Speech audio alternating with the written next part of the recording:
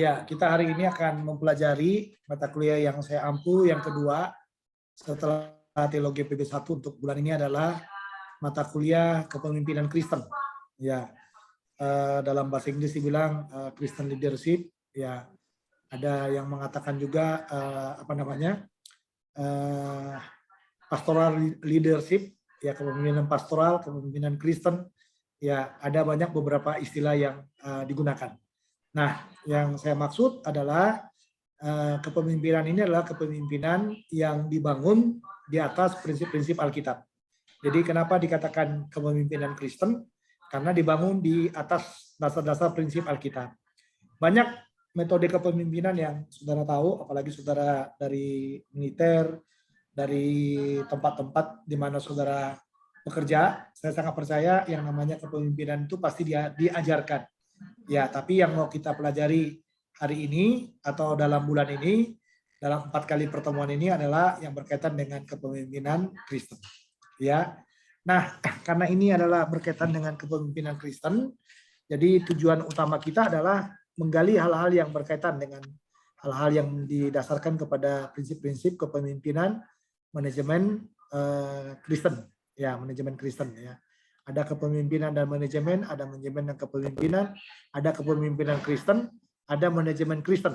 Ya, jadi yang di dalam bagian ini kayaknya kita semua satukan, ya satukan karena dalam silabus kita yang dipelajari itu hanya yang disebut dengan kepemimpinan Kristen, ya atau karena saudara pernah belajar etika pastoral, pelayanan pastoral, konseling pastoral. Nah, seharusnya ini memperlengkapi kepemimpinan Kristen ini melengkapi yang disebut dengan leadership pastoral itu. Tapi kita menyebutnya dengan istilah yang umum yaitu kepemimpinan Kristen. Jadi nanti akan kita banyak menyoroti hal-hal yang berkaitan dengan Kristennya dan juga yang berkaitan dengan pastoral ya, pelayanan pastoral, kepemimpinan dalam pelayanan pastoral itu. Ya. Karena bagaimanapun Bapak Ibu kita selalu mengatakan muara kita gereja. Kita memang bekerja, tapi muara kita itu adalah gereja. Muara kepemimpinan kita itu bukan hanya di tempat kerja kita, tapi juga di gereja. Ya, jadi kalau kita memimpin dengan prinsip-prinsip Kristiani, maka yang akan kita temukan adalah prinsip-prinsip Kristiani juga. Jadi entah saudara jadi komandan, entah saudara jadi apa, selain sikap militer atau polisi yang kita terapkan, tetapi pada waktu orang bersentuhan dengan kepemimpinan kita, mereka harus melihat di sana ada prinsip-prinsip kepemimpinan Kristen yang bisa memberkati banyak orang. Ya, jadi sekali lagi ya, jadi tujuan belajar kita ini adalah berkaitan dengan kepemimpinan Kristen, maka semua prinsip-prinsip kepemimpinan Alkitab yang banyak kita gali di dalam bagian ini. Nah, oleh sebab itu, saudara, tugas akhir saudara adalah mengamati kepemimpinan. Ya, ini tugasnya ya. Jadi tugas akhir yang saya harapkan nanti saya kasih mungkin kerja sampai ya sebelum tahun ini berakhir dimasukkan lah. Ya, sebelum tahun ini berakhir dimasukkan. Jadi judulnya adalah saudara menggali salah satu kepemimpinan dari tokoh-tokoh Alkitab. Ya, apakah itu kepemimpinan Daud, kepemimpinan Nehemia, kepemimpinan Esra, kepemimpinan Esther, kepemimpinan pokoknya tokoh Alkitab. Ya. Jadi kepemimpinan dari tokoh-tokoh Alkitab ya, itu tugas akhirnya. Ya, tugas akhirnya saudara menggali kepemimpinan dari tokoh-tokoh Alkitab. Ya. Ya, jadi itu satu. Lalu saudara harus membaca satu buku ya. Saya selalu menerapkan baca satu buku yang berkaitan dengan kepemimpinan Kristen. Ya, banyak buku yang berkaitan dengan kepemimpinan Kristen yang bisa dibaca. Ya, itu sangat menjamur sekali. Ya, buku-buku itu sangat menjamur sekali. Silakan tinggal klik aja yang mana, silakan. Ya, jadi pokoknya satu saudara harus baca, lalu saudara harus bisa membuat semacam ringkasan terhadap buku yang saudara baca itu. Saya tidak tentukan judulnya kayak kemarin, tapi terserah saudara. Pokoknya satu buku kepemimpinan Kristen saudara harus baca. Ya, untuk disertai dengan tugas tadi ya. Jadi saudara harus membuat meninjau satu prinsip-prinsip kepemimpinan. Judulnya prinsip-prinsip kepemimpinan. Ya, sebut misalnya kalau Pak Wellman bikin kepemimpinan Daud. Jadi prinsip-prinsip kepemimpinan Daud. Ya, atau analisa terhadap kepemimpinan prinsip-prinsip kepemimpinan Daud, bisa juga bikin kayak gitu, analisa ya. Jadi kita menganalisa bagaimana model-model kepemimpinan mereka. Ya, jadi kita akan lakukan itu. Jadi prinsip-prinsip kepemimpinan ini. Jadi itu tugas akhirnya. Jadi tidak terlalu sukar mata kuliah ini. Ya, jadi yang dicari itu prinsip-prinsip kepemimpinan tokoh Alkitab, salah satu tokoh Alkitab, saudara analisa. Lalu yang kedua adalah saudara harus membaca satu buku tuntas. Katam, dibuktikan saudara membaca tuntas Katam, saudara mampu membuat ringkasannya. Ya, ada ringkasan yang bisa dikemukakan ke saya, ya dikirimkan ke saya. Semua saya kasih sebelum berakhir tahun ini. Setuju ya? Pokoknya sebelum berakhir tahun ini udah masuk tugas. Ya, jadi jangan sampai nanti kita mulai semester yang baru, semester depan masih ada utang tugas ya. Jadi jangan ada utang tugas. Ya, itu saya rasa yang menjadi prinsip dalam tugas saya. Jadi keadaan yang sulit. Nah, nanti paling kalau di jam 5 sampai jam 7 itu saya mungkin hanya membuat tugas-tugas yang sederhana saja, ya, yang sederhana. Jadi kayak tadi apa artinya pemimpin, lalu apa artinya kepemimpinan, ya. Lalu yang kedua apa perbedaan dari apa tadi? Manajer ya. Ya, manajer dan pemimpin. Ya, apa bedanya? Ya, atau setujukah saudara bahwa manajer dan pemimpin itu sama? Ya, atau dibedakan? Ya, kalau sama apa alasannya? Kalau beda apa alasannya? Ya, saya rasa apakah semua sudah memasukkan? Yang ikut di kelas ini sudah memasukkan kelas semua? Belum Pak, belum. Belum Pak, tadi Pak masih. Sudah Pak, sudah. Ya, ada beberapa yang sudah memasukkan. Belum Pak, belum. Belum ya? Baik. Habis ini Pak. Habis ini ya. Habis ini ya. Jadi yang hari ini sudah masuk itu Pak Surya Wadi, sudah ya. Lalu itu Pak Surya kepemimpinan kan yang dikirim ya? Siap Pak. Ya. Kepemimpinan. Ya. Belum Pak, baru baca soalnya Pak, baru baca HP. Pak Wisnu buka fotonya kalau ngomong Pak Wisnu. Iya. Oke. Jadi itu ya teman-teman ya. Nah, jadi, gitu dong. Baik.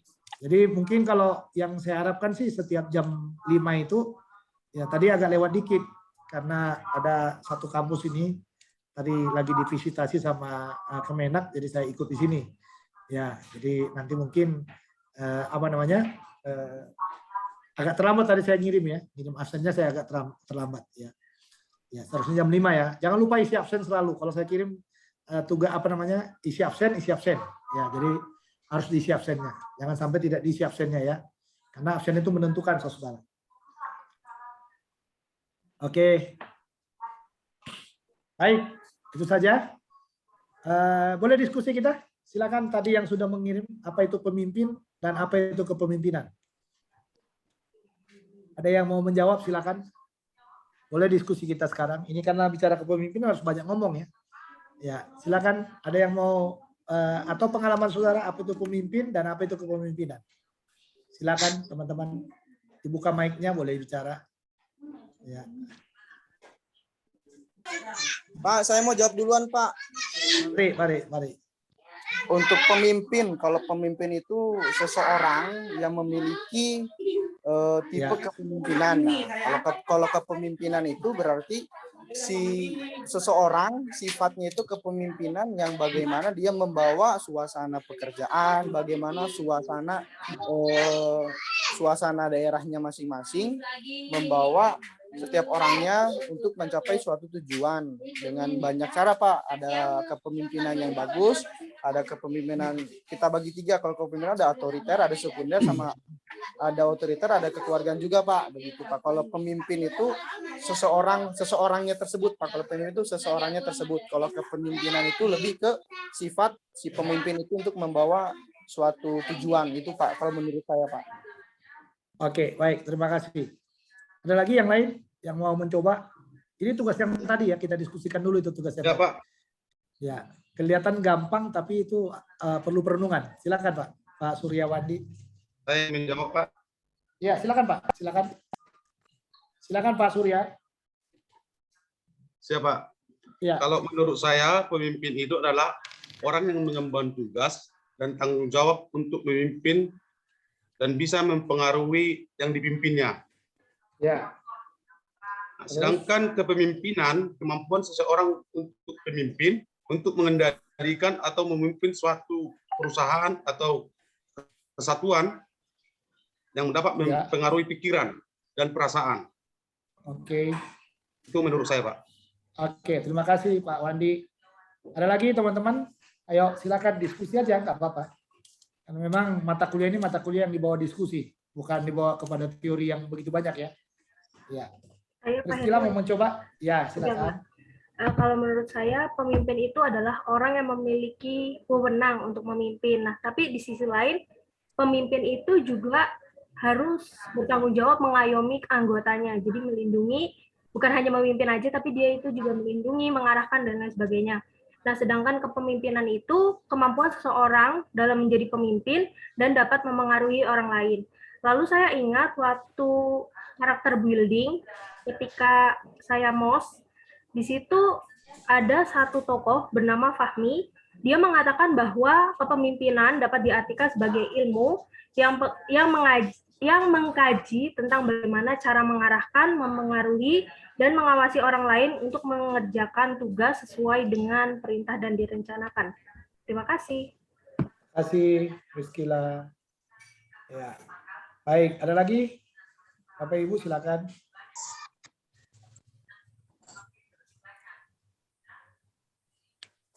Ini sering kita lihat ya. Siapa pemimpinnya? Si Anu. Gimana kepemimpinannya? Oh, kepemimpinannya begini. Siapa pemimpinnya? Si Anu. Bagaimana kepemimpinannya? Nah, itu. Kira-kira saudara bisa menjawab itu. Apa itu pemimpin dan kepemimpinan? Siapa pemimpinnya? Si Anu. Atau kalau di tentara itu siapa komandannya? Si Anu. Bagaimana kepemimpinan komandan itu? Begini, begini, begini. Nah, itu kan kira-kira kan. Itu gambarannya kira-kira seperti itu. Iya. Ayo, silakan Bapak Ibu. Yang udah kirim-kirim tugas tadi mungkin udah bisa jawab kali ya. Karena kan udah dapat jawabnya. Ya, izin Pak, izin.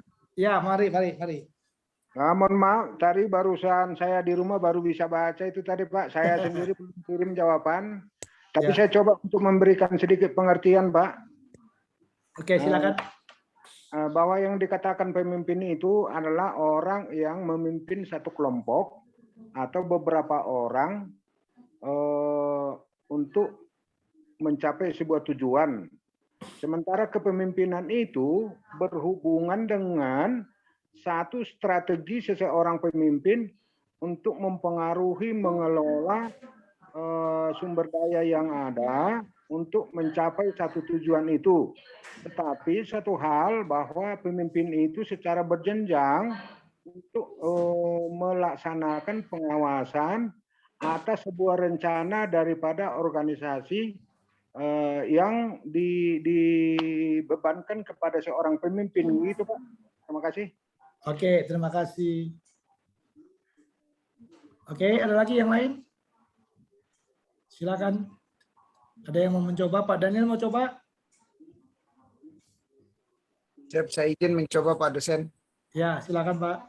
bahwa pemimpin itu adalah seseorang yang diberikan wewenang atau tanggung jawab untuk memimpin satu kurang lebih dari satu kelompok atau beberapa orang untuk memimpin melaksanakan tugas di dalam mencapai suatu tujuan. Di dalamnya diberikan kepercayaan dan tentunya punya kemampuan. Dan kepemimpinan adalah seni atau cara seseorang melaksanakan tugas sebagai pemimpin itu. Mungkin sekian. Oke, jadi pemimpin itu orang yang diberi tugas, tanggung jawab. Kepemimpinan itu seni. Memimpin ya, seni memimpin. Jadi bagaimana orang itu memimpin. Ya, itu seninya macam-macam itu ya. Itu tadi yang saya bilang tadi, ada yang otoriter, ada yang persuasif, ada orangnya yang apa namanya, yang tim leader, ya ada orang yang suka otoriter itu dia kerja sendiri, ada yang tim leader, ya ada orang yang berbagi tugas, gitu ya, berbagi tugas, macam-macam modelnya. Ya, modelnya. Jadi kita bisa melihat tuh model-model kepemimpinan itu ya. Kalau Paulus itu lebih otoriter kalau kita lihat dalam Alkitab. Model kepemimpinannya lebih otoriter, tapi dia juga punya tim leader. Ya, tim kepemimpinan yang seperti Timotius, seperti Titus, atau seperti teman-teman yang dia tempatkan mengembalakan di gereja-gereja tertentu. Ya, oke. Kalau kita membuat definisinya memang panjang ya. Ya, tapi sederhananya kalau kita lihat ini sederhana dulu ya. Sebelum kita kepada pelajaran kita, yang disebut pemimpin itu adalah orang yang diberi otoritas. Nah, itu kata kuncinya. Orang yang diberi kuasa, otoritas untuk memimpin. Ya, jadi kalau di tentara itu komandan saudara itu adalah pemimpin saudara, dia diberi otoritas. Ya, jadi kalau dia diberi otoritas, bagaimanapun orang harus tunduk kepadanya. Nah, otoritas itu biasanya ada dua otoritas itu. Otoritas karena penunjukan, ditunjuk, ya otoritas karena ditunjuk. Tapi juga ada juga yang kedua adalah otoritas karena dipilih. Nah, itu dia, dipilih. Jadi ada tim yang memilihnya. Nah, kalau biasanya kalau di STT Dulos, ya kalau ketua itu dipilih, ditunjuk. Ya, jadi kita belum menerapkan model tim apa itu? Tim rektorat ya, tim apa itu? Tim senat. Senat itu senat kampus, bukan senat mahasiswa ya, senat kampus itu. Jadi biasanya kalau ada senat kampus, biasanya kita memilih. Jadi para dosen memilih siapa yang menjadi ketua, ya kan? Siapa yang menjadi ketua. Nah, nanti kalau udah dapat ketuanya, para dosen itu juga memilih siapa yang cocok diwaket, wakil ketua. Nanti kalau udah dapat itu, memilih lagi siapa yang menjadi ketua prodi dan lain sebagainya. Ya, nah tapi kalau kita belum menerapkan itu, jadi saya rasa hampir semua STT itu semuanya penunjukan, entah itu penunjukan yayasan, kebanyakan penunjukan yayasan. Jadi yayasan itu punya otoritas atas sebuah STT, lalu dia menunjuk ketuanya, menunjuk para waket, menunjuk kaprodi, ya menunjuk kepala perpustakaan, menunjuk hal-hal yang lain. Jelas ya? Ini kita terapkan ya, kita terapkan langsung ke model kepemimpinan di STT. Jadi pemimpin itu adalah orang yang punya otoritas untuk memimpin. Biasanya bisa lewat penunjukan atau biasanya lewat dipilih. Nah, itu jadi sekarang bagaimana di kita? Nah, kalau tentara itu juga kan penunjukan, bukan dipilih ya. Nah, biasanya yang dipilih itu pemimpin-pemimpin yang memimpin daerah, misalnya kepala daerah. Itu kan nggak ditunjuk, itu dipilih oleh rakyat. Ya, gubernur, presiden, nah itu dipilih oleh rakyat. Ya, dipilih oleh rakyat. DPR dipilih oleh rakyat. Ya, tetapi kalau di instansi pemerintah, biasanya semua lewat penunjukan. Ada yang lewat senioritas, memang jenjang pendidikannya harus masuk ke sana. Ya, lalu ada juga yang dikatakan lewat model-model yang dikatakan itu tadi, ya penunjukan yang kayak siapa namanya? Ada jenjang, ada penunjukan langsung kan? Penunjukan langsung, menangani gitu. Biasanya presiden banyak yang seperti itu, penunjukan langsung. Ya, penunjukan langsung dia tunjuk, menteri juga dia tunjuk berdasarkan yang dikatakan hak prerogatifnya. Ya, nah itu semuanya otoritas. Jadi pada waktu kita ditempatkan memimpin sesuatu, entah itu lewat penunjukan, entah kita dipilih, berarti pemimpin di situ adalah orang yang punya otoritas. Ya, yang punya kuasa. Ya, yang punya kuasa. Nah, itu jadi bagaimana dia menjalankan kuasa itu, bagaimana dia menjalankan kepemimpinan, nah itu yang disebut kepemimpinan. Jadi bagaimana dia menjalankan otoritas yang diberikan kepadanya, itulah yang disebut dengan kepemimpinan. Jadi bagaimana caranya memimpin dan seni memimpin, nah itu namanya kepemimpinan. Ya, apakah dia teamwork? Ya, teamwork. Jadi ada orang yang suka teamwork. Kalau di Alkitab itu Yosua itu teamwork. Ya, Yosua itu nggak pernah di garis depan, dia teamwork. Musa itu bukan teamwork dia. Dia modelnya dia memimpin dengan kuasa yang diberikan kepada dia. Tapi saya sangat senang dengan kepemimpinannya Yosua itu. Kepemimpinannya yang disebut dengan teamwork. Termasuk mujizat pun, Yosua itu nggak pernah mengerjakan mujizat sendiri. Dia mengerjakan mujizat itu juga teamwork namanya. Coba lihat waktu menyeberang sungai Yordan itu kan, itu teamwork. Beda dengan Musa. Kalau Musa dia pukul pakai tongkatnya jadi mujizat itu. Tapi kalau Yosua tidak seperti itu. Nah, nanti Anda juga boleh menganalisa ya kepemimpinan Yosua itu. Kalau Anda mau menganalisa kepemimpinan Yosua, bisa mengamati lewat perjalanannya bersama dengan Musa menjadi pemegang tongkat Musa ya. Ya pokoknya perjalanannya dengan mendukung Musa sampai dia Anda bisa meneliti di kitab Yosua. Ya, itulah kepemimpinan Yosua. Itu paling menarik, saudara. Paling unik sekali itu Yosua itu. Luar biasa sekali. Saya sebagai pemimpin, kadang-kadang saya kepingin seperti itu. Tapi rohnya saya itu kadang-kadang otoriter juga kepemimpinannya. Iya, kadang-kadang rohnya itu otoriter juga ya. Maunya teamwork, tapi kadang-kadang yang muncul itu malah otoriter yang muncul. Ya, otoriter ya, karena mungkin background, temperamen. Nah, nanti dikaitkan nanti dengan temperamen juga ya. Jadi background dan temperamen latar belakang itu membuat kita memimpin itu menjadi apa? Pokoknya yang ini nih, harus laksanakan yang ini. Kalau kalian nggak bisa laksanakan yang ini, berarti nggak bisa jalan gitu. Nah, itu kepemimpinan namanya, itu seni kepemimpinan. Jadi kepemimpinan itu nanti bisa otoriter, bisa teamwork, bisa apa juga. Bisa modelnya itu pemimpin itu melempar, seperti melempar bola. Ya, melempar bola seperti itu, nanti dia mencari jawaban-jawaban dari orang-orang yang ada di sekitarnya, lalu itu menjadi keputusan kepemimpinannya. Nah, itu yang namanya kepemimpinan. Jadi pemimpin dan kepemimpinan. Itu paling penting, saudara. Nah, itu yang akan kita banyak belajar dalam mata kuliah kita ini. Kenapa itu yang saya lempar pertanyaannya? Karena itu akan kita bahas. Ya, termasuk tadi itu pertanyaan yang kedua itu ya. Ya, apa namanya? Pemimpin dan manajer misalnya. Apakah sama? Nanti kita akan lihat ya dalam mata kuliah ini. Apakah ada kesamaan antara pemimpin dan manajer? Ya, kalau sama di mana samanya, kalau berbeda di mana perbedaannya. Ya, itu ya. Ya, saudara ya. Jadi kita harus melihat itu, ya, melihat itu dalam pelajaran kita. Lalu yang ketiga tadi apa itu pertanyaannya? Coba saya lihat dulu.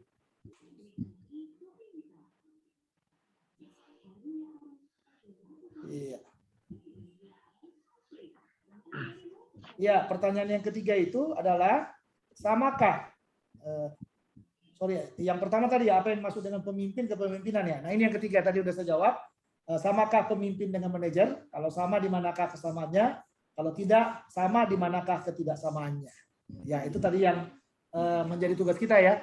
Dan ini udah saya jawab dua. Kalau antara pemimpin dan manajer nanti kita lihat dalam diktat belajar kita.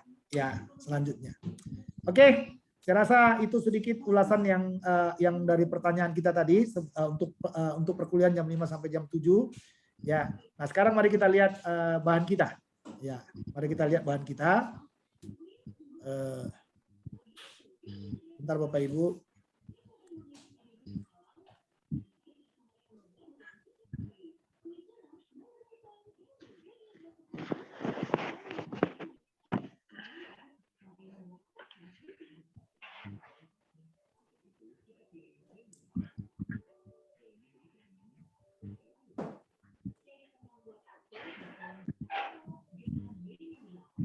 Kelihatan ya?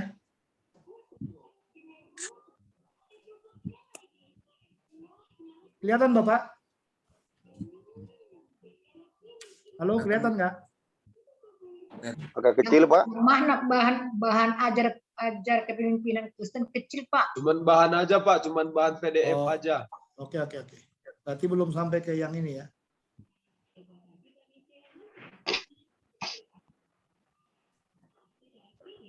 Kalau ini kecil lagi, enggak? Nah, ini dia. Pak. Nah, ini bahannya maksudnya. Ya. Ini bahannya maksudnya. Oke, baik. Sekarang kita lihat arti kepemimpinan. Ini bagian 1 ya dari mata kuliah ini. Ya, mari kita lihat. Saya banyak menggunakan bahan dari Yakob Tomatala. Ya, jadi karena saya rasa Pak Yakob ini pemimpin ya, yang sangat ideal menurut saya. Ya, yang teruji juga dan dia menulis buku juga. Ya, nah mari kita lihat. Ini yang dikatakan sama beliau. Ya, jadi dia katakan kepemimpinan atau leadership merupakan proses untuk menggerakkan, mempengaruhi, memotivasi, mengajak, mengarahkan, menasihati, membina, membimbing, melatih, memerintah, menyuruh, melarang. Nah, ini dia tadi. Ini semua seni ya. Bahkan menghukum kalau perlu. Sekelompok orang dengan maksud agar bekerja dan melakukan guna mencapai tujuan atau sasaran. Nah, sedangkan pemimpin ialah seseorang yang memiliki kemampuan menggerakkan ya dan mengarahkan orang lain atau kelompok untuk mencapai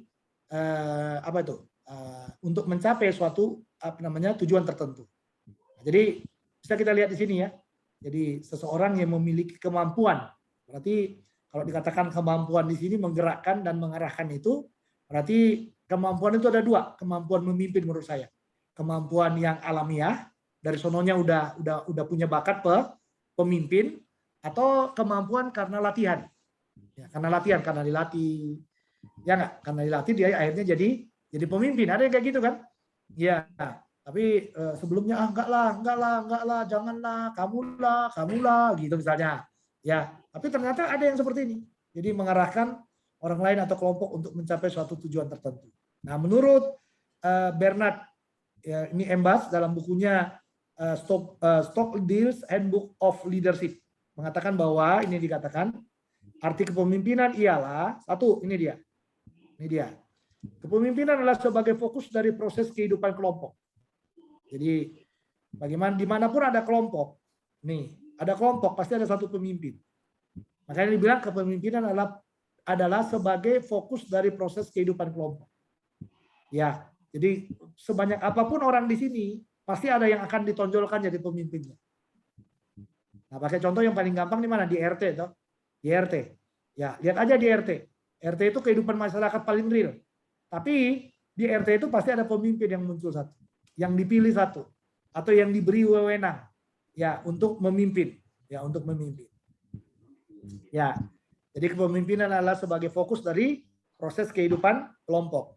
Nah, ini dia dikatakan yang pertama itu mengangkat pemimpin yang mampu membawa perubahan pada kelompok.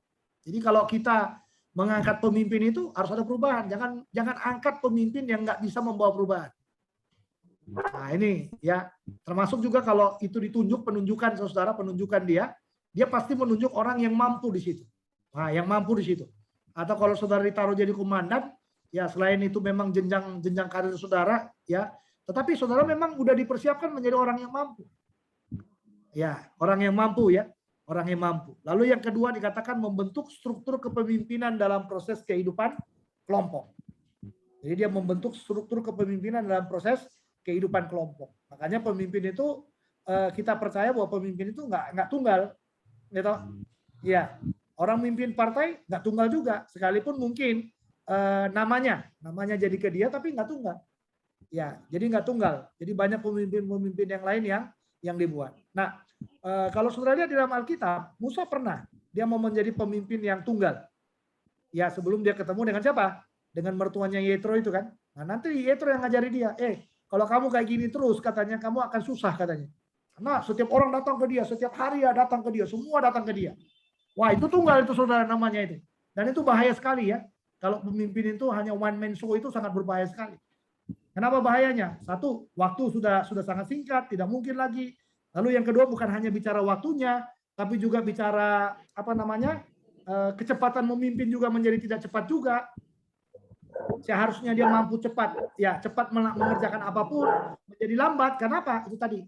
Ya karena dia one man show. Jadi kalau Anda jadi pemimpin dilarang one man show. Ya makanya dikatakan kita itu harus membentuk struktur kepemimpinan dalam proses kehidupan kelompok. Lalu yang ketiga, pemimpin berada di atas atau di depan kelompoknya untuk apa? Untuk memimpin. Jadi dia harus tampil di depannya. Jadi dia harus bisa melindungi orang-orang yang dia pimpin. Nah, itulah yang dikatakan pemimpin itu. Ya, resiko-resikonya ya harus diambil alih. Ya, resiko-resikonya harus diambil alih. Tadi pagi diberkati dengan salah satu khotbah dari hamba Tuhan. Ya, dia katakan begini, saudara. Yohanes Pembaptis itu dipanggil memimpin dengan luar biasa.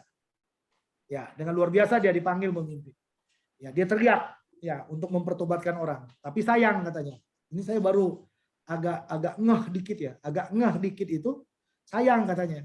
Karena dia terlibat masuk ke dalam rumah tangga orang. Ya, waktu dia menegur Herodes itu ya. Waktu dia menegur Herodes itu karena mengambil istri itu. Istri yang salah itu.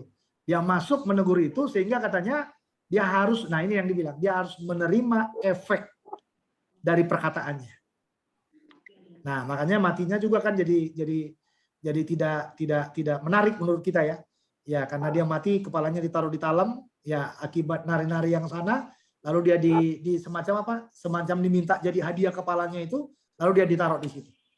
Nah, yang paling menarik lagi dalam khotbah itu dia katakan begini. Tadi pagi itu dia bilang gini, Tuhan Yesus tidak pernah komplain dan tidak pernah membuat pembelaan terhadap hal tersebut. Nah, ini berarti dia bilang seperti itu. Ini berarti kita ya kita ini harus menjaga apa? Menjaga mulut kita. Dalam arti kalau ini dikaitkan dengan ilmu kepemimpinan, pemimpin itu harus bisa menjaga mulutnya. Pemimpin itu tidak boleh masuk ke ranah yang bukan ranahnya dia. Ya, apalagi itu berkaitan dengan yang namanya kepemimpinan Kristen. Ya, jadi kita nggak bisa masuk ke ranah yang bukan ranahnya kita. Itu sangat berbahaya buat kita, saudara. Ya, sangat berbahaya buat kita itu. Kalau kita sampai masuk ke ranah yang bukan ranahnya kita. Nah, makanya dikatakan dalam bagian ini, pemimpin berada di atas atau di depan kelompoknya untuk memimpin. Ya, tapi itu catatannya tadi ya, harus menjaga dirinya, menjaga mulutnya. Karena apa? Karena semua efek dari hadirnya dia di setiap tempat itu berefek. Ya, ada efeknya. Lalu yang berikutnya dikatakan pemimpin bertugas untuk mengontrol struktur dan sistem kehidupan kelompok. Nah, ini dia. Pemimpin bertugas ya untuk mengontrol struktur dan sistem kehidupan kelompok. Nah, ini perlu nih saudara. Ya, kehidupan kelompok itu perlu kita perhatikan ini. Struktur, ya, mengontrol strukturnya, bagaimana modelnya. Dengan yang seperti ini saya bisa nggak menjangkau tujuan saya, visi saya bisa nggak terjangkau. Nah, itu perlu dilihat itu. Nah, yang kedua, ya definisi kepemimpinan tadi yang dikatakan oleh siapa ini di sini tadi dalam buku Handbook of Leadership ini ya. Jadi yang pertama kepemimpinan adalah sebagai fokus dari proses kehidupan kelompok. Lalu yang kedua katanya adalah kepemimpinan adalah sebagai personalitas dan efek-efeknya. Personalitas. Jadi kalau dibilang personalitas itu berarti orangnya, ya person dan efek-efeknya. Dan efek-efek dari hadirnya person itu. Ya, nah ini dikatakan pemimpin adalah seorang individu yang memiliki sifat unggul. Nah ini personnya ya, personalitasnya. Pemimpin adalah seorang individu yang memiliki sifat unggul dan karakter yang diinginkan oleh rakyatnya atau bawahannya. Jadi harus ada nilai unggul. Jadi kalau kita pemimpin itu cuman biasa saja, ya jangan jadi pemimpin lah. Ya harus ada nilai unggul kita. Kalau kita jadi sama dengan rakyat yang kita pimpin, repot juga kita. Ya, tidak ada nilai-nilai unggul yang dilihat di sana. Ya, apalagi kalau kita nanti jadi pendeta, jadi majelis gitu ya. Kita sama dengan jemaat, nah itu repot tuh, saudara. Makanya dibilang kita harus punya personalitas, punya sesuatu yang unggul yang bisa dilihat orang dari tampilan kita. Ya. Yang kedua adalah kekuatan personalitas dianggap dapat mengangkat seseorang menjadi apa? Pemimpin. Kekuatan personalitas. Ya, ada teman saya bilang gini, kalau orang-orang yang katanya bertemperamen keras, dulu ini waktu saya kuliah kalau kita bicara kepemimpinan di kamar, dia bilang selalu seperti ini. Kalau orang-orang suku-suku Batak katanya yang berpenampilan keras, orang-orang Ambon, orang-orang Indonesia Timur, ya katanya dia akan cepat bisa jadi pemimpin. Ya, kebetulan teman saya ini orang Jawa ya. Lalu kalau Jawa katanya agak lambat katanya dia, menurut dia pada zaman itu. Tetapi setelah saya masuk ke dunia kepemimpinan itu, saudara, ternyata kepemimpinan itu tidak bisa, bukan hanya sekedar sebuah rasa keras gitu, tapi personalitas. Jadi person yang melekat dalam diri kita itu dilihat orang, dan itulah yang membuat orang mempercayakan kepemimpinan kepada kita. Ya, jadi kekuatan personalitas dianggap dapat mengangkat seseorang menjadi apa? Pemimpin, kekuatannya. Jadi kalau udah nggak ada kekuatannya, repot ya. Makanya kekuatan personalitas itu kalau di kepemimpinan sekuler itu, kadang-kadang uang juga menjadi apa? Kekuatan personalitas. Makanya kadang-kadang kita ketemu dengan apa? Dengan pemimpin-pemimpin yang punya uang. Kalau dia punya uang, pasti dia menang. Ya, menang jadi bupati, menang jadi wali kota, menang jadi semuanya. Padahal sebenarnya personalitas intinya mungkin kurang di dia. Tapi begitu dia punya personalitas yang bisa mendukungnya, mendukung personalitas pribadinya itu, dia menjadi menang. Ya, dan memang di Indonesia ini kan masih seperti itu ya, putaran-putarannya ya. Jadi kita masih sangat banyak sekali ketemu dengan pemimpin-pemimpin yang punya personalitas yang personalitas penunjang itu. Ya, masuk di gereja juga kadang-kadang kan mengangkat pemimpin juga karena lihat dari apa? Dia punya. Ya, ada barang itu kan, dia punya uang, punya segalanya, ini cocok ini, jadi situa kita ini katanya gitu.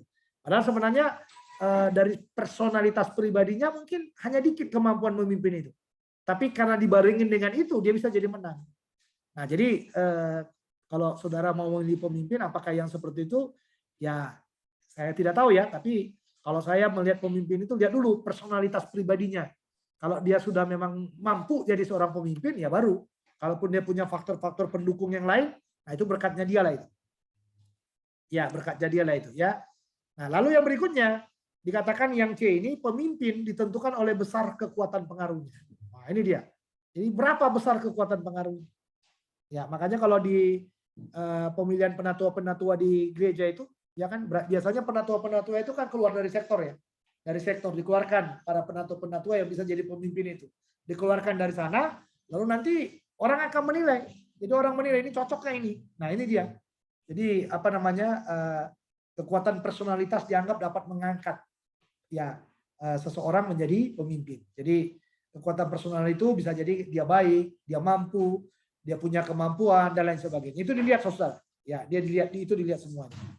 Lalu yang berikutnya, kelemahan dari teori pandangan ini ialah, nah ini dia, kelemahan dari teori pandangan ini ialah kepemimpinan satu arah akan mencipta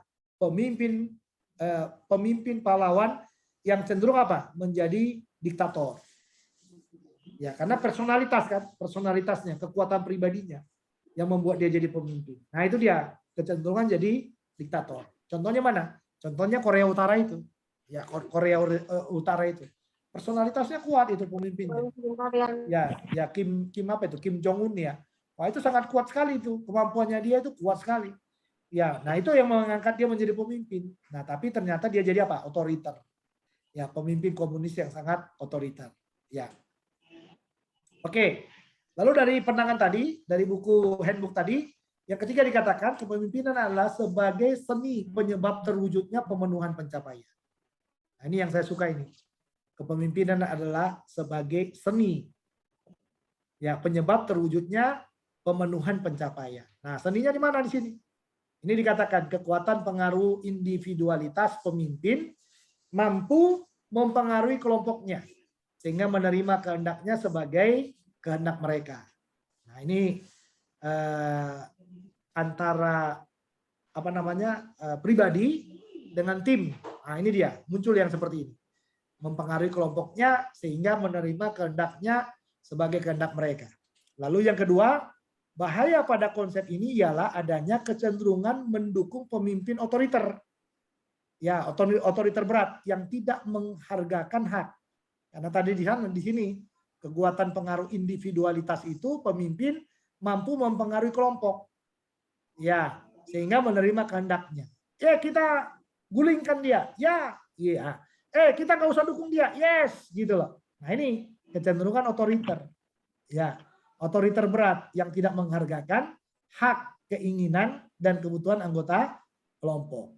Lalu yang ketiga adanya otoritarian, direktif dan koersif dalam kepemimpinan yang dapat diterapkan secara apa? Ekstrim, ya, otoritan, direktif, ya, koersif. Nah, ini bahaya ini, saudara.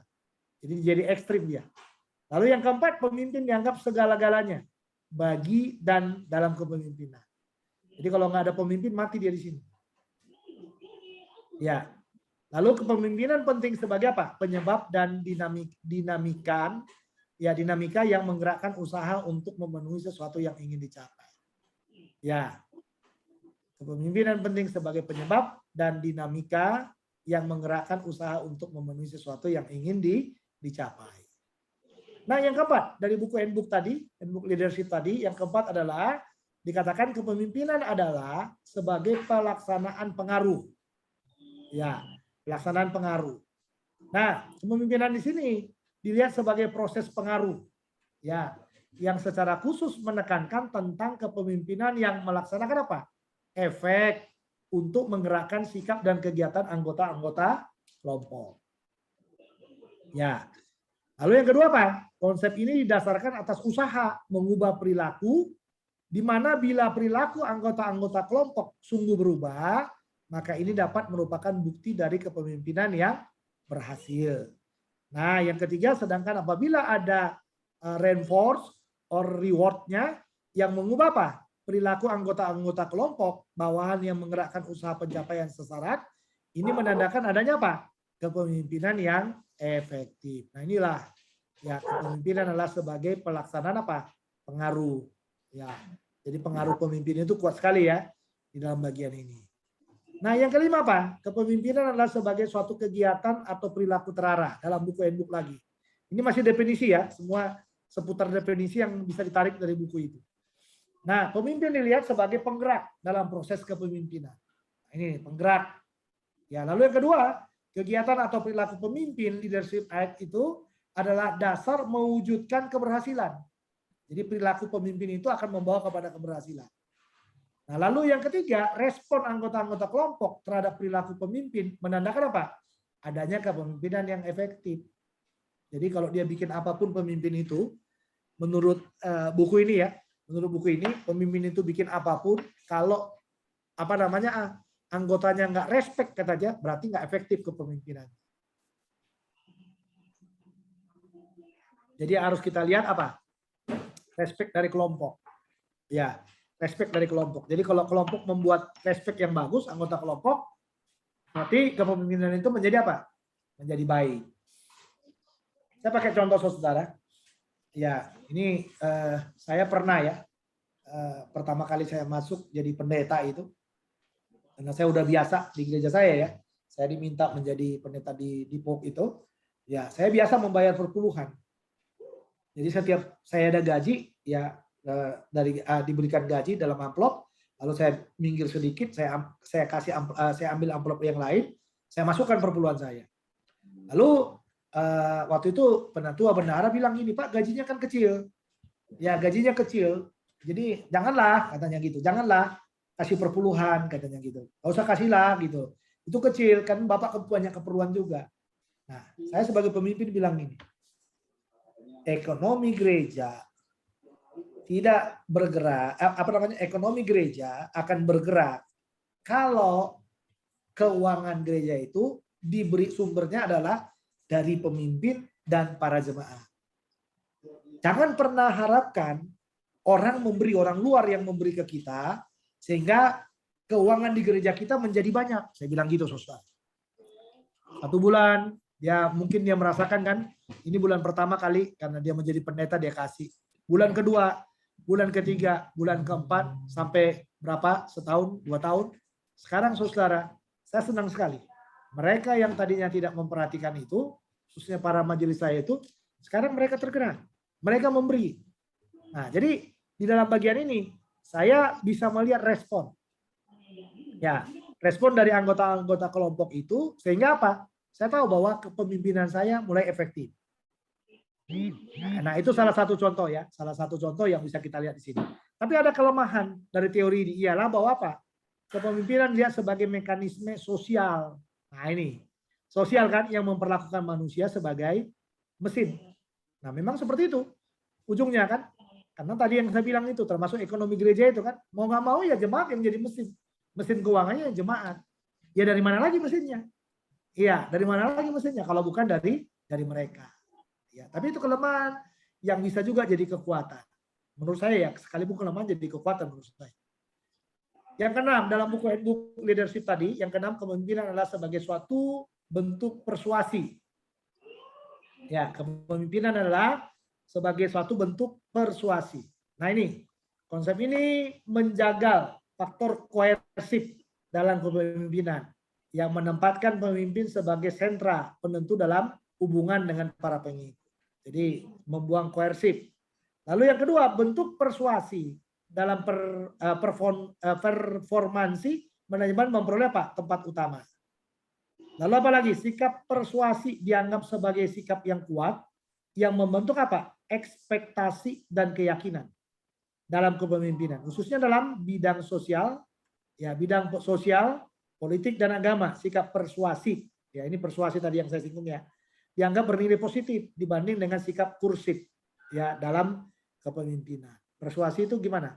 Ada persuasif, ada pendekatan, ada apa gitu. Tapi kalau yang kursif ini kan nggak seperti itu, saudara.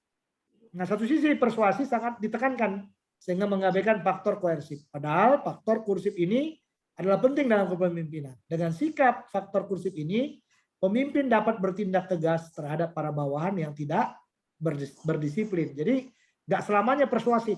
Jadi misalnya datang terlambat, ya kan? Kita persuasif, kenapa sih datang terlambat gitu.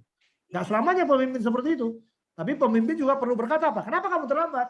Apa yang menyebabkan? Kalau kayak gini bagaimana kita? Nah itu perlu yang kayak gitu juga.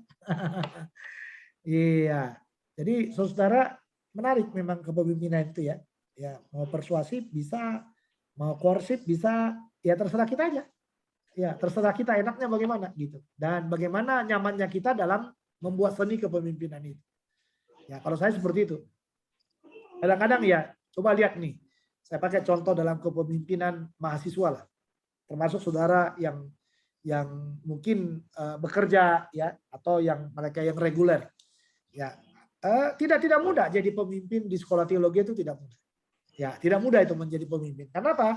Karena itu tadi mahasiswa itu kan berbagai macam latar belakang, berbagai macam bentuk ya, ada yang kita bilang satu kali dia ngerti, ada yang harus dibilang berkali-kali dia ngerti, ada yang harus diarahkan bagaimana supaya dia ngerti gitu, ada yang seperti itu. Nah, makanya di sini faktor kursif dan persuasif itu perlu. Ya, saya terkenal kalau Anda masuk di kampus-kampus di mana saya ngajar, saya terkenal jadi mahasiswa yang keras, ketat, dan lain sebagainya. Tapi saya kan persuasif juga kadang-kadang. Saudara kan bisa saudara rasakan tuh di mana persuasifnya saya gitu loh. Ya, masuk ya 2 minggu lagi gitu. Tapi kadang-kadang kan diulur juga 1 minggu gitu. Itu persuasifnya saya. Nah kalau sekarang kan dibilang akhir tahun pokoknya masuk gitu. Nah itu berarti harus masuk. Nah itu mungkin udah menggunakan kursif di sana modelnya. Nah jadi dalam hal apapun kita itu pemimpin itu harus bisa apa? Mempengaruhi.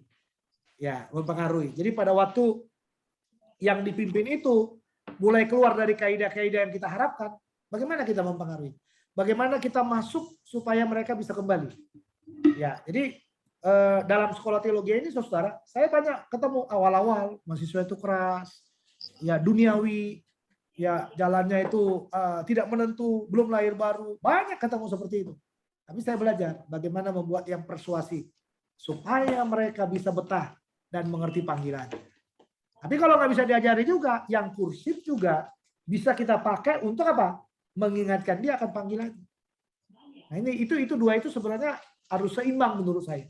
Jadi kita tidak perlu terlalu persuasif dan juga tidak selalu harus koersif. Nah, ini bisa kita pakai, saudara. Nah, nanti Anda dalam melayani juga seperti itu, dalam mengembalakan, dalam memimpin, ya faktor-faktor apa yang bisa di sana. Saya nggak tahu di antara saudara yang komandan siapa, yang dipimpin siapa. Tapi kalau Anda komandan, Anda perlu kadang-kadang Anda perlu persuasif, tapi kadang-kadang juga perlu kursif. Ya, karena dia yang kita pimpin itu manusia semua. Yang punya perasaan, yang punya kehendak, yang punya hati, yang punya segalanya di situ. Jadi kalau selalu kita kerasi dia juga punya naluri yang bisa melawan juga. Nah, yang kayak gini saudara. Di sini yang saya katakan perlu hal-hal yang persuasif. Oke, dalam buku handbook leadership tadi, yang ke-7 dikatakan kepemimpinan adalah sebagai hubungan kuasa. Ya, hubungan kuasa. Jadi tekanan yang diberikan di sini ialah hubungan kuasa diferensial di antara anggota kelompok, di mana kuasa interpersonal dengan kekuatan maksimum dari seorang pemimpin kepada seseorang lain, bawahan. Dengan kekuatan kurang dari maksimum akan menjadi penyebab penggerak ke arah yang bertentangan. Ini kata kuncinya diferensial. Ya, jadi di antara anggota kelompok ada kuasa interpersonal dengan kekuatan maksimum dari seorang pemimpin kepada seorang lain bawahan. Nah, ini konsep ini dikatakan sangat berhubungan dengan 5 kuasa dasar.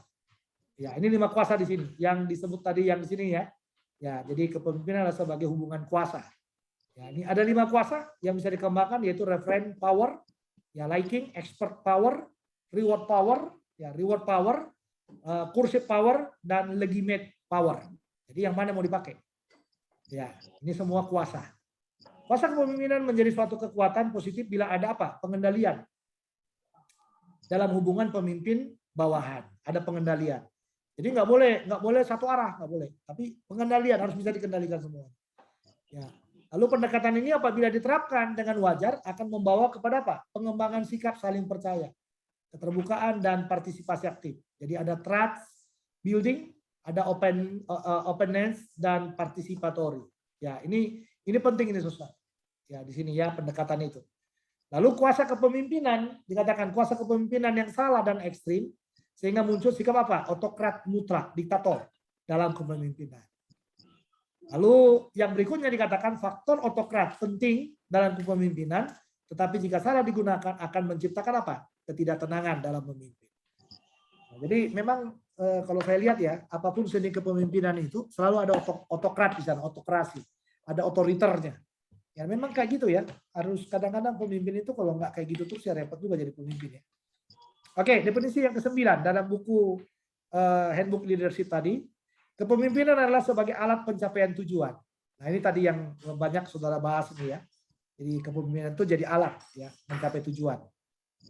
Oke, kepemimpinan dilihat sebagai instrumentalnya untuk mencapai tujuan, sasaran, objektivitas dari kelompok.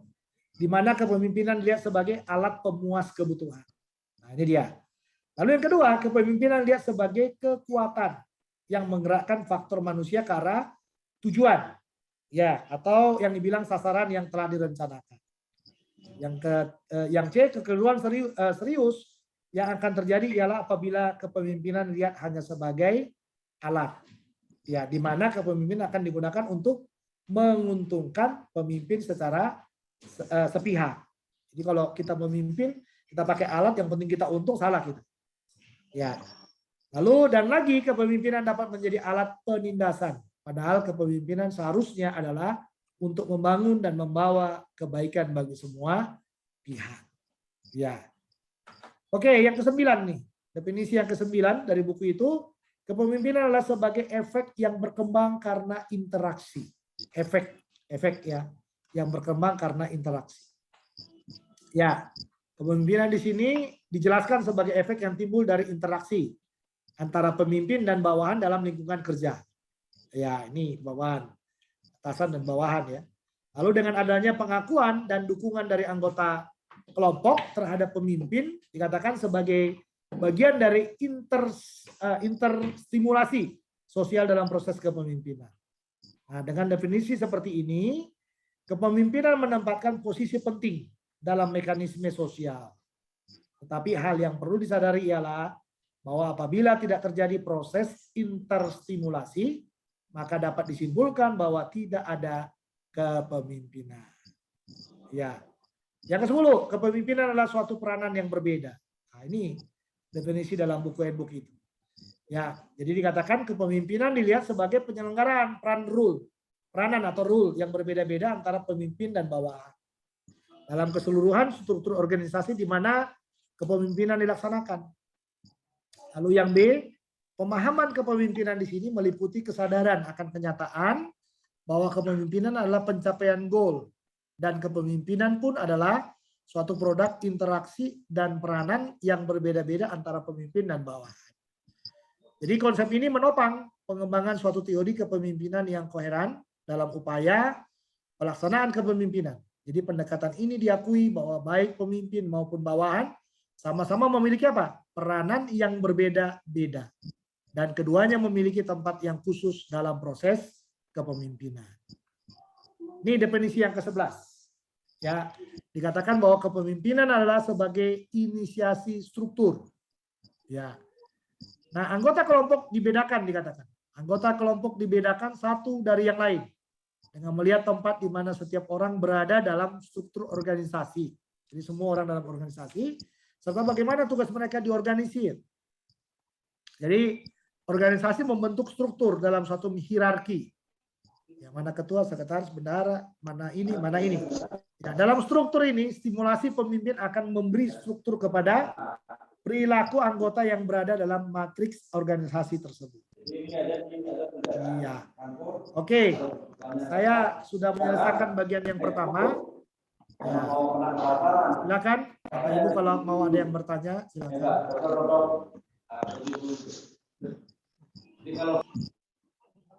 Ya, silakan kalau mau bertanya. Tadi itu semuanya tentang kepemimpinan. Ya, nanti setelah itu kita akan belajar landasan dari kepemimpinan Kristen. Ya, silakan kalau mau ada diskusi, silakan. Ada waktu sekitar 20 menit lagi.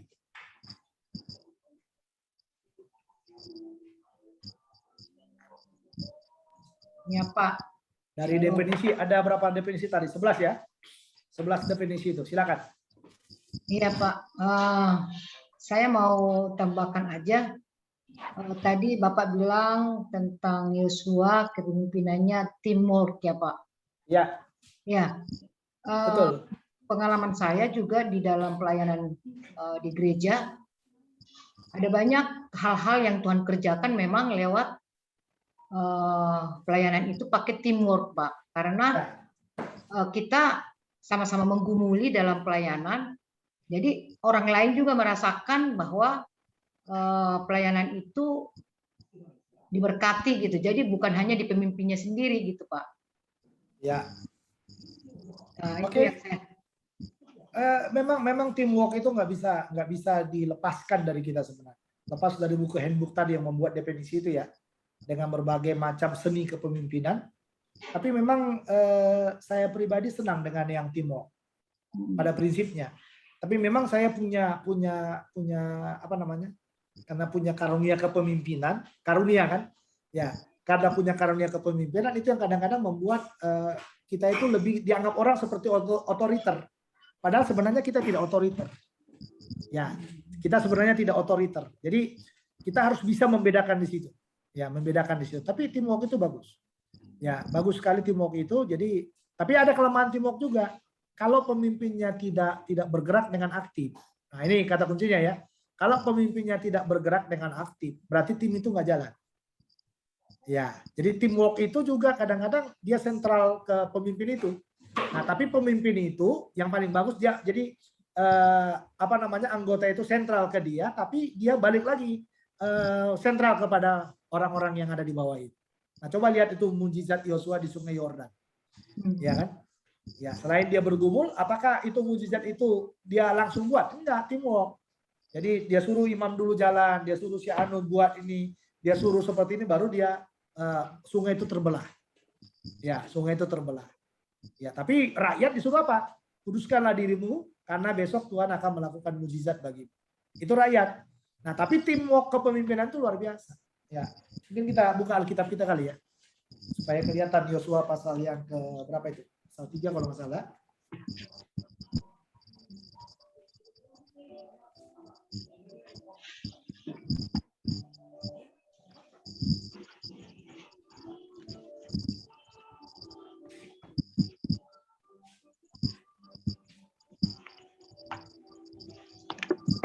Oke, lihat Yosua pasal 3. Ya, Yosua pasal 3. Ya. Yosua bangun pagi-pagi lalu ya dan semua orang Israel berangkat dari Sitim dan sampailah mereka ke Sungai Yordan. Maka bermalamlah mereka di sana sebelum menyeberang. Ya, karena memang nggak mungkin menyeberang ini. Setelah lewat 3 hari, para pengatur pasukan menjalani seluruh perkemahan dan memberi perintah kepada bangsa itu. Katanya, segera sesudah kamu melihat tabut perjanjian Tuhan Allahmu yang dianggap para imam yang memasuki suku Lewi, maka kamu harus juga berangkat dari tempatmu dan mengikutinya. Dia di sana dan memberi perintah ya. Jadi setelah lewat 3 hari, para pengatur pasukan dia di sana. Bukan Yosua, tapi pengatur pasukan menjalani apa? Seluruh perkemahan. Jadi ada perintah yang diberikan oleh para pengatur perkemahan itu.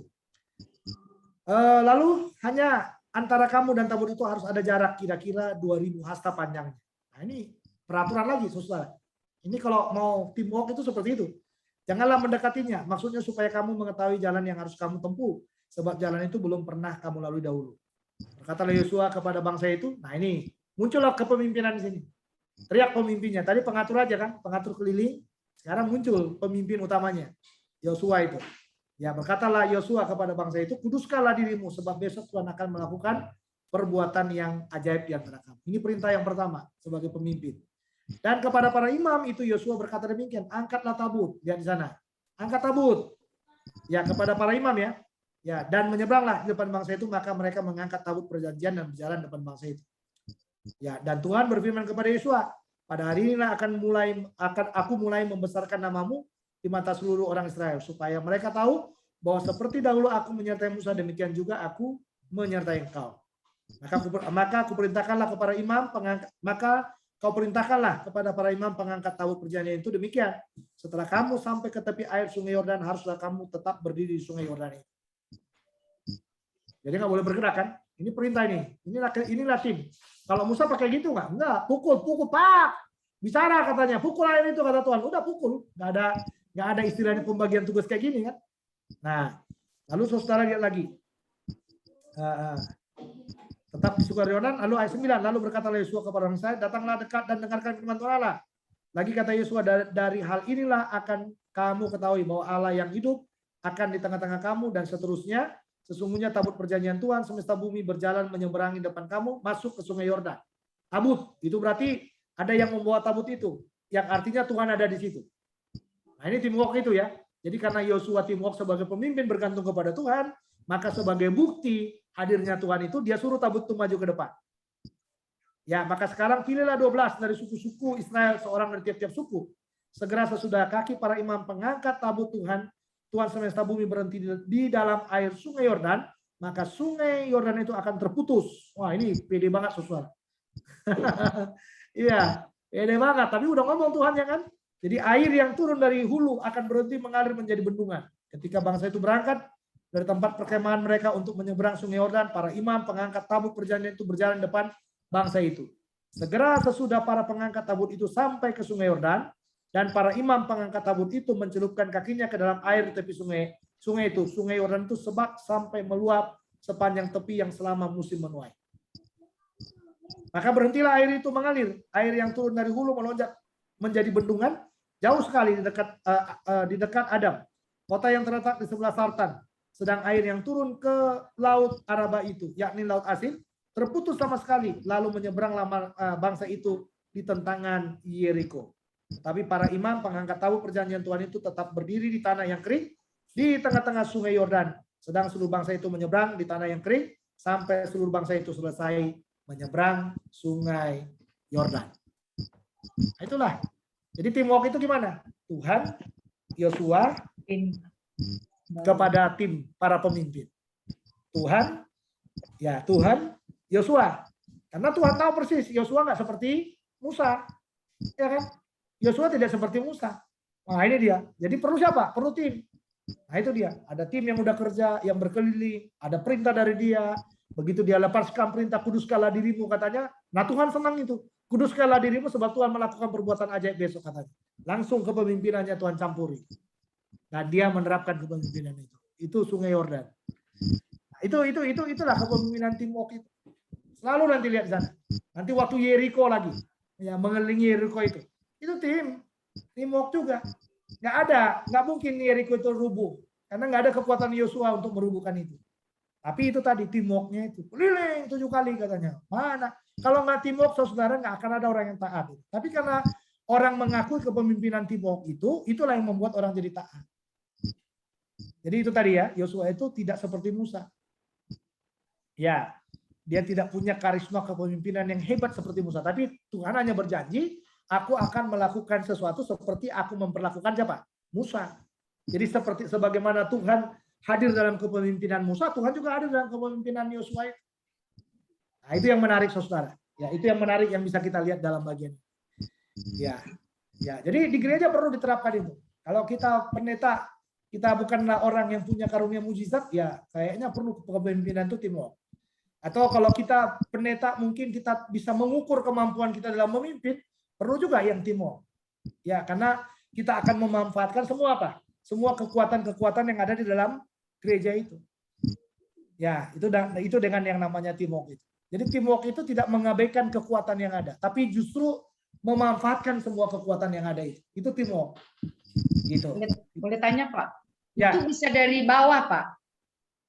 Teamworknya? Ya.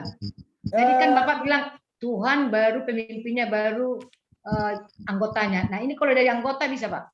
Maksudnya ada suara Tuhan yang mereka ini melakukan ini. Bisa Pak? Gimana? Ulang tadi keputus speaker saya. Ulang Bu. Kan teamwork itu kata Bapak tadi, itu pertama Tuhan. Ya. Yang kedua pemimpinnya, baru anggotanya. Nah ini dari anggota bisa naik ke atas Pak. Maksudnya itu menjadi suara. Enggak, ide itu selalu harus dari pemimpin. Jadi relasi pemimpin dengan Tuhan, supaya Tuhan berrelasi dengan pemimpin. Lalu dia ke bawah.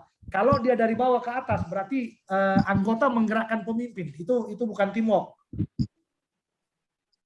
Itu bukan teamwork. Jadi tetap pemimpin yang menggerakkan kelompok-kelompok yang ada. Kelompok-kelompok yang ada dalam kepemimpinan supaya apa? Supaya itu menjadi kekuatan dari sebuah kepemimpinan. Ya. Apa yang suka menyontoh itu siapa ya? Ya, saya belum lihat sih. Saya banyak lihat yang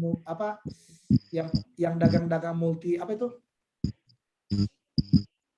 Ya, yang multi yang dagang yang punya kaki-kaki di bawah itu loh.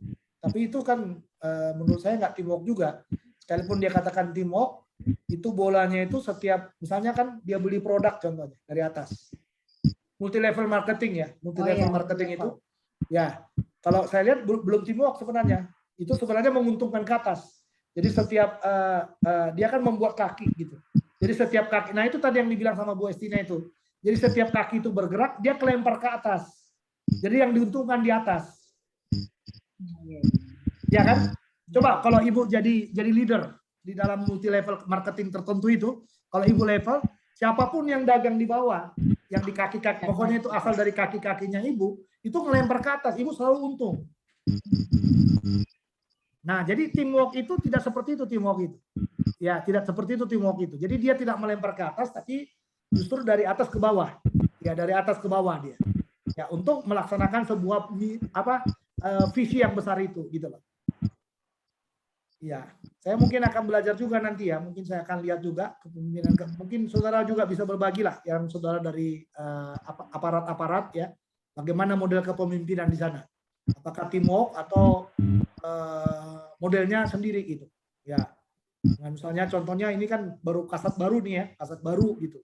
Nah, dengan adanya kasat yang lama bagaimana? Atau ada panglima yang baru, ya panglima dengan kasat dengan para kepala staf bagaimana? Lalu ke bawah bagaimana? Gitu. Apakah teamwork atau otoriter atau bagaimana? Nah, itu perlu diteliti ya, diteliti. Tadi saya mau buat tugas itu sebenarnya. Ya, jadi membuat pola kepemimpinan dalam dalam instansi saudara gitu. Tapi kira-kira bisa selesai nggak ya? Jadi mendingan membuat prinsip-prinsip kepemimpinan dalam Alkitab saja. Tapi boleh diterapkan ya. Jadi nanti tugas itu boleh diterapkan dalam kepemimpinan di lembaga saudara. Ya, di lembaga tempat saudara bekerja itu. Jadi lihat pola kepemimpinannya apa bisa kepake di sana. Pemimpin besar itu kan ada seperti Yosua, ada Daud, ada siapa lagi? Ada Yosua, ada Musa, lalu Nehemia, Esra, ya, lalu Esther, itu pemimpin-pemimpin besar, atau Timotius ya dalam kepemimpinan, atau Paulus dalam kepemimpinan gereja. Nah, itu pemimpin-pemimpin yang luar biasa. Atau mau membuat kepemimpinan Yesus juga ya boleh juga. Kalau ada yang mau membuat kepemimpinan Yesus juga boleh. Ya, bagaimana saudara melihat prinsip-prinsip kepemimpinan Yesus dan bagaimana menerapkan itu dalam pelayanan-pelayanan di pelayanan-pelayanannya kita. Itu boleh juga dibuat itu. Ya, teman-teman ya. Oke, ada lagi silakan. Kalau ada yang mau bertanya, silakan teman-teman. Halo Pak. Ya, silakan Pak Welman.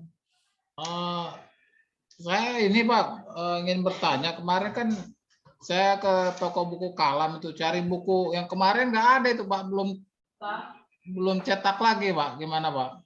Ya, yang 2 jilid nggak ada Pak?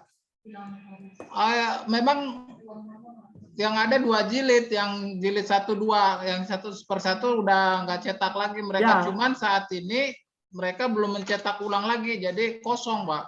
Oh, kosong ya, oke. Terus di tempat lain nggak ada Pak? Belum udah cari semua nggak? Di online juga nggak ada itu Pak.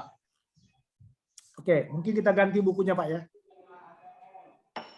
Ya, coba cari buku yang kemarin aja Pak, yang Bapak pegang itu boleh juga itu. Oh siap.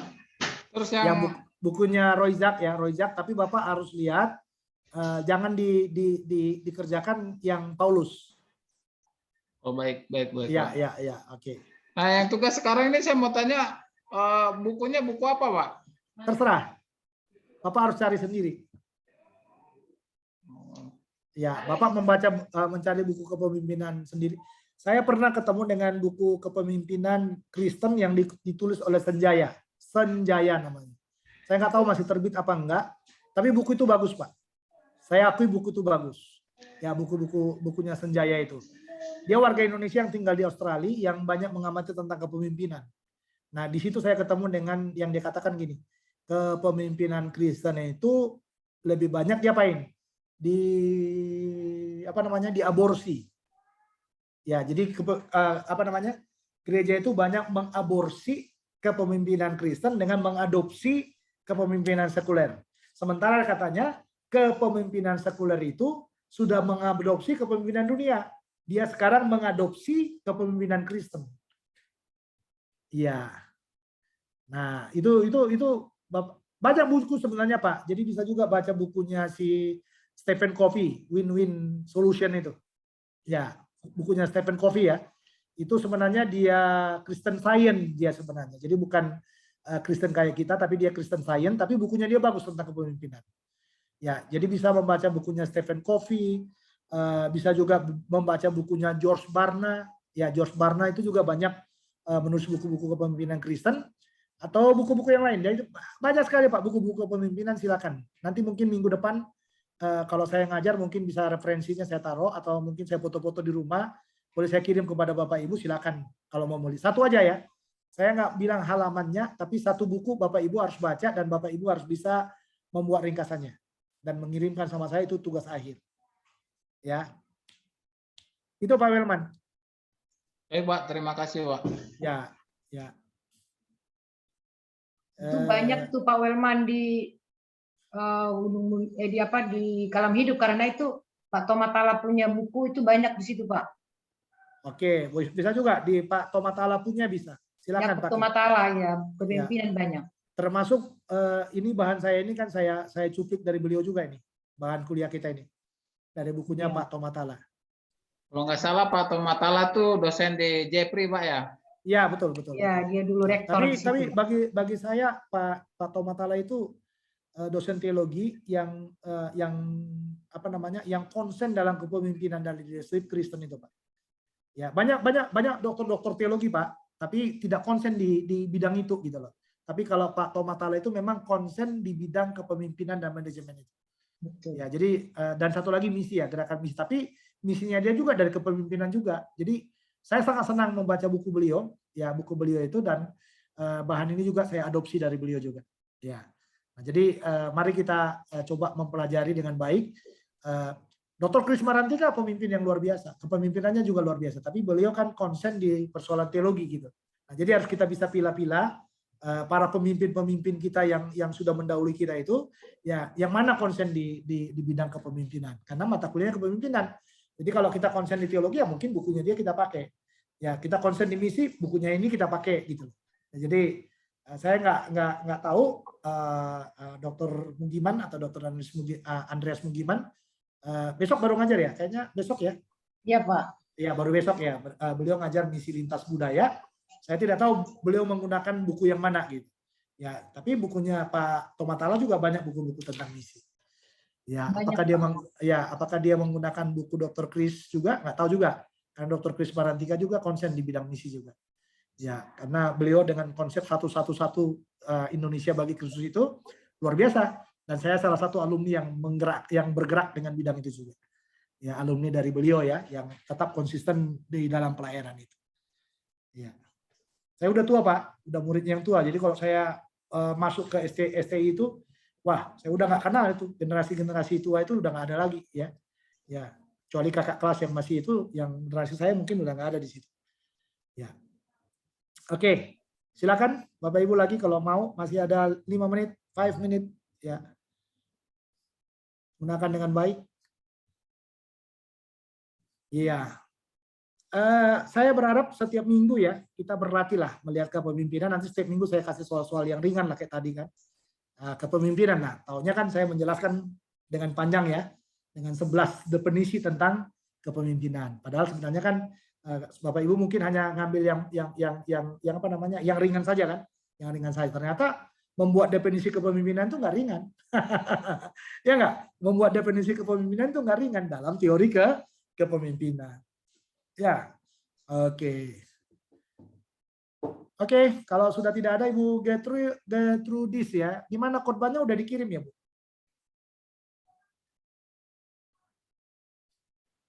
Ibu Getrus, Ibu Banu ini, Ibu udah dikirim nggak tugasnya ya? Rubis. Gimana? Nggak dengar suaranya, Bu? Nggak dengar. Ya. Ibu chat saya, Bu ya. Ibu tolong chat saya, nanti jangan sampai nggak lulus homiletika loh. Ya, ada 2 tugas itu, khotbah tekstual dan khotbah topikal ya. Ya, Ibu chat saya ya. Silakan chat saya. Ya, yang belum masuk semuanya silakan dimasukkan ya, teman-teman. Saya nggak mau kalian nggak lulus loh. Ya, saya udah capek-capek kuliah nggak lulus gitu, kasihan. Jangan. Ya, jadi harus lulus semuanya. Ya, jadi tugasnya, saya hanya konsisten memasukkan tugas itu sudah bagi saya lulus sudah. Ya, oke. Oke, kalau sudah tidak ada, saya rasa cukup waktunya tinggal 5 menit sebelum jam 9. Kita berdoa bersama-sama. Ya, Pak Gultom udah sembuh kah? Kayaknya tadi udah sembuh. Ya, udah sembuh ya. Ya, puji Tuhan Pak dosen, udah membaik Pak dosen. Ya, saya yang masih sakit sebenarnya. Ini memaksa nih Bapak Ibu. Ya, saya tepar hari Selasa ya. Selasa saya mengajar semangat ke STT Tribakti pagi. Selesai saya mengajar, saya bilang, aku selonjoran bentar dong gitu. Saya selonjoran bentar itu saya tiduran, tiba-tiba itu keringat seperti jagung itu besar-besar itu. Ya. Nah, karena saya ada ditugaskan STT ke Maybank, ya saya memaksakan diri pergi ke Maybank di Kelapa Gading itu. Di Maybank itu dunia itu dingin sekali. Begitu masuk AC dingin sekali, tumpah terus. Ya, mual tumpah-tumpah terus. Ya, sampai akhirnya 1 hari itu tumpah-tumpah. 1 malam tumpah-tumpah, baru sore dibawa ke klinik. Ya, di klinik saya dikasih mau minta supaya rawat inap, tapi klinik tidak mengizinkan rawat inap. Dia bilang pulang aja, nanti besok datang lagi. Ya, saya ditolong dengan obat, lalu minum, lalu mulai bisa makan sedikit. Ya, dan hari ini juga belum terlalu stabil sebenarnya. Ya, tapi saya terpaksa harus datang karena ada tugas yang harus saya laksanakan di sini yang berkaitan dengan izin ya, izin penyelenggaraan, perpanjangan izin penyelenggaraan. Ya, jadi akhirnya saya masuk, lalu nah itu dia. Ya, mohon doa aja ya Bapak Ibu ya. Ini kalau ke reguler saya belum ngajar. Semua STT mulai hari Selasa itu saya tidak mengajar ke reguler. Kecuali kepada Bapak Ibu ini saya paksakan ngajar karena mengingat waktu kita yang sempit. Ya, saya mengasihi saudara soalnya. Amin. Ya, mengingat waktu yang sempit yang memang benar-benar harus harus dikerjakan ya. Jangan sampai tidak selesai gitu. Kasihan kan? Ya, nanti kalau saya nggak masuk memperpanjang waktu lagi gitu. Sementara target kita tanggal 11 semuanya finish. Ya, semuanya udah selesai. Oke, saya rasa cukup malam ini ya Bapak Ibu. Kita berdoa bersama-sama. Mari kita berdoa. Bapa dalam sorga, terima kasih buat kasih-Mu, terima kasih buat rahmat-Mu yang sudah menolong kami. Terima kasih belajar malam ini, berkati para mahasiswa, hamba dalam kesehatan juga Tuhan tolong, dan Tuhan pulihkan dalam kekuatan yang daripada-Mu. Hamba berdoa juga untuk pemulihan dari Pak Gultom, Tuhan tolong dia supaya semakin pulih dan semakin disembuhkan oleh Tuhan dan ditolong oleh Tuhan. Semua kami Tuhan yang ada dalam Zoom meeting ini, kami tidak tahu perubahan-perubahan cuaca yang begitu ekstrim mungkin yang membuat tubuh kami bisa melemah. Tapi hamba mau berdoa buat semua saudara-saudara hamba di tempat ini, supaya mereka ditolong Tuhan, diberi hikmat, supaya mereka juga sehat, kuat, dan diberkati oleh Tuhan. Terima kasih buat semua rahmat anugerah-Mu, terima kasih pertolongan-Mu, dan terima kasih malam yang indah yang Tuhan berikan kepada kami semuanya. Dalam Kristus Tuhan kami sudah berdoa. Amin. Amin. Baik, tugas yang tadi jam 5 sampai jam 7 yang belum masuk silakan dikirimkan ya Bapak Ibu, saya tunggu. Ya, Tuhan Yesus memberkati kita semuanya. Selamat malam. Shalom.